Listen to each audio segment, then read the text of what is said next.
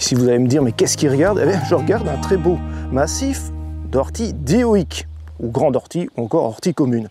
Alors des orties, ça fait partie de la famille des urticacées. Il y en a une trentaine d'espèces de par le monde. En France et en Belgique, il n'y en a que 5. Il y a celle-ci, la grande ortie ou ortie dioïque, l'ortie brûlante, et petit à petit, plus on descend vers le sud, on va avoir l'ortie romaine, l'ortie membraneuse, et carrément en Corse, l'ortie noirâtre.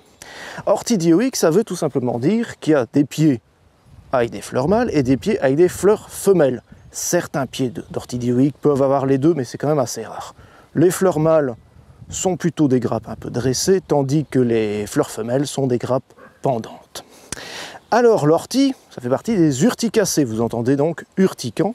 Eh bien effectivement, c'est rempli, on le sait très bien, de petits poils, des petits poils qui sont en fait de la silice qui rentre facilement dans la peau des humains ou des petites bêtes, et qui se casse, on va dire comme une ampoule, pour lâcher ce qui nous brûle, donc les histamines, l'acide formique et 2-3 autres éléments. Ces petits poils sont appelés des chromistes. C'est juste pour info, comme ça vous le savez. Alors justement, l'ortie en général, on ne l'aime pas dans nos jardins, eh bien parce que ça pique.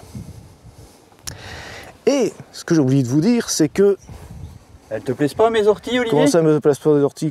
J'adore les orties, pourquoi tu me dis ça? Ah je sais pas, tu trouves que ça pique, faut pas aller mettre ça maintenant, quoi. Ça c'est les gens qui n'aiment pas quand ça pique, hein. Et puis ils n'aiment pas aussi parce que ça fait sale. Mais il faut savoir que l'ortie, ça sert à énormément de choses. Ah ouais, ça sert vraiment à plein de choses. Moi, c'est une de mes plantes préférées sur le terrain, après les framboises. Après les framboises. Et les muroises.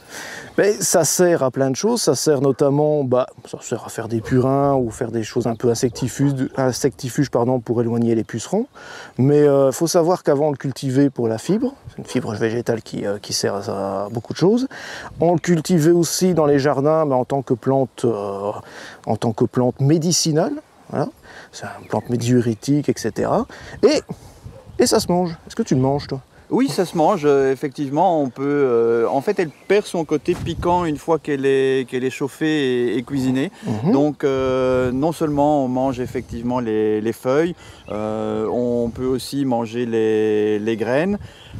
C'est aussi une plante tinctoriale d'ailleurs, donc on peut en faire, j'ai oublié ça, effectivement, faire de la teinture, hein, d'un beau jaune. On peut même en faire du papier. Je me suis amusé une fois à faire du papier bien vert d'ortie. Oui, donc c'est vraiment une plante magique, et effectivement c'est une plante qui va servir de refuge, encore une fois, pour la petite faune, et c'est même une plante qui est un milieu bien spécifique.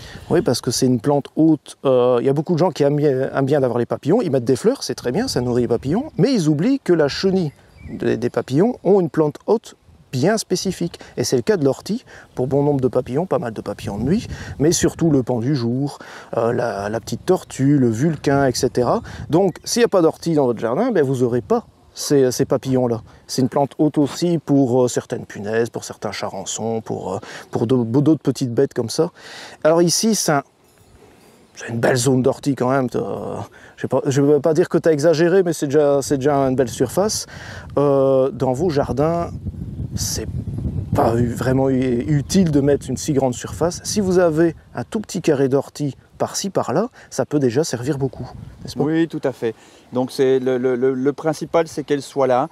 Et à ce moment-là, elle peut être récoltée, ou elle peut être laissée comme ça. C'est ce qu'on appelle aussi parfois en permaculture une zone 5, hein, donc une zone que l'on va laisser vraiment retourner à la nature, de manière à ce que la vie puisse s'y développer sans contrainte et surtout sans intervention extérieure. Alors elle se développe justement parce qu'elle a des rhizomes qui tracent un peu, donc ça se développe assez vite. Elle se développe surtout parce que c'est sur une zone qui est fortement azotée, et donc aussi l'ortie a un peu son rôle de régulateur, on va dire, de sol.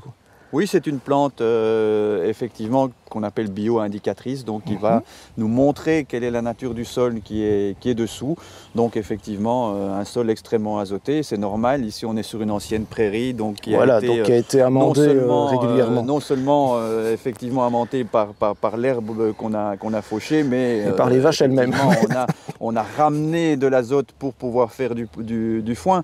Donc effectivement, on a beaucoup d'azote dans le terrain, donc ça nous indique effectivement ça par sa présence. Alors c'est amusant parce que j'ai peut-être oublié de le dire, ça avec le côté piquant, les tout petits picots cassent comme du verre, c'est normal, c'est de la silice. Et alors justement, j'ai lu quelque part que partant de grands vents, mais quand il y a du grand vent pendant une semaine, eh bien tous ces petits picots peuvent tomber et donc l'ortie pique moins. Mais il faut savoir que les orties, elles piquent pas pour nous embêter, enfin un petit peu quand même, elle pique surtout parce que c'est un moyen de défense contre le bétail, donc le bétail qui pourrait la brouter, etc. Si elle pique forcément, les bestioles n'y touchent pas, et c'est pour ça aussi que les orties qui sont à un endroit où elles sont jamais grignotées, ou jamais embêtées, qu'on ne les piétine pas, qu'on ne les coupe pas, eh bien elles finissent par piquer de moins en moins. Donc si chez vous elles piquent énormément, c'est surtout parce que vous l'embêtez beaucoup. Oui, c'est vrai, on va retrouver des orties qui piquent très très fort, notamment parfois dans les planches de culture, hein, parce que là, forcément, on va systématiquement les arracher pour pouvoir récolter. Donc là, on en a qui sont vraiment brûlantes. Et c'est vrai qu'ici, ma foi, elles sont vraiment tranquilles, donc elles vont perdre ce côté urticant. Bon, j'irai pas prendre un bain dedans non plus. Je vais pas le faire non plus. Alors en résumé, les orties c'est très bien parce que ça peut nous servir pour plein de choses. En tant qu'activateur de compost, on peut l'utiliser pour faire du purin d'ortie, on peut l'utiliser en plante médicinale ou comme plante alimentaire. C'est très très très utile pour la biodiversité. Et à la limite, c'est pas dérangeant, vous pouvez en laisser un tout petit carré d'1 mètre carré dans le fond de votre jardin ou sous un arbre qui embête personne, ce sera très bien et ce sera très utile à la faune et pourquoi pas, après tout, pour vous aussi. Merci Pascal. Avec plaisir.